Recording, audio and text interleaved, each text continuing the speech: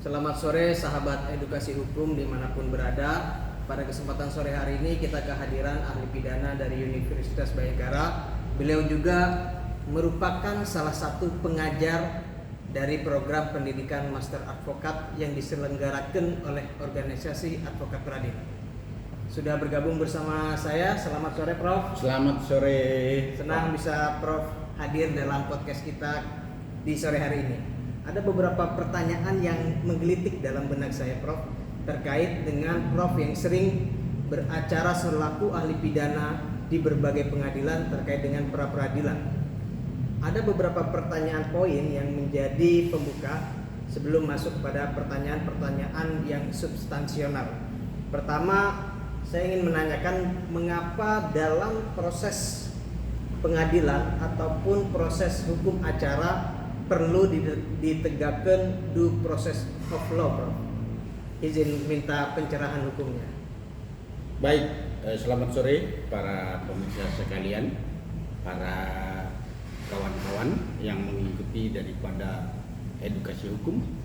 Berdasarkan pertanyaan dari saudara advokat Faisal bahwa apa itu penegakan hukum due process of law? Penegakan hukum due process of law adalah penegakan hukum yang berkoridor daripada hukum harus berdasarkan baik formil maupun material sesuai dengan aturan hukum yang ada.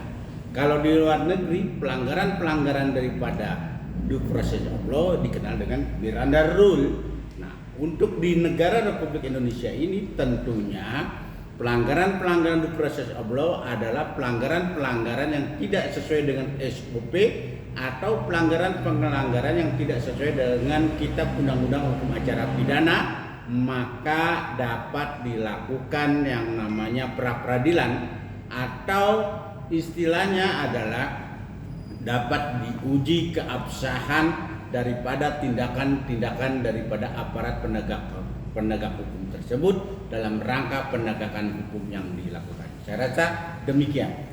Terima kasih Prof. Terus lanjutan dari pertanyaan tersebut, bingkai dari penegakan hukum material formil ketika substansi dari material itu telah memenuhi kualifikasi alat bukti yang dianggap cukup oleh penyidik, namun kemudian dalam proses penegakannya formilnya dilanggar, apakah berpengaruh terhadap substansi penetapan tersangkanya itu sendiri, Prof? Baik, dalam rangka penetapan tersangka itu haruslah adanya bukti permulaan yang cukup menurut pasal 183 KUHP. Artinya penetapan tersangka itu harus terpenuhi formil material. Apabila materialnya sudah terpenuhi tetapi formilnya dilanggar dalam penetapan tersangka, itulah yang disebut cacat formil. Maka penegakan hukum yang demikian itu tidak bisa dilanjutkan atau cacat demi hukum. Saya rasa demikian. Baik, terima kasih Prof atas pencerahan dua pertanyaan yang sangat seksi sekali untuk kita perbincangkan. Selebihnya akan kita diskusikan lagi dalam agenda episode berikut. Selamat beristirahat, atau ada satu kata-kata yang bisa disampaikan Prof sebagai motivasi kepada kawan-kawan yang ada dalam podcast ini, Prof. Salam sinergi untuk negeri, tetap berprasangka baik, tetap perjuangkan keadilan. Salam perjuangan, pihak Yusya Ruat Sulu. Bravo. Terima kasih.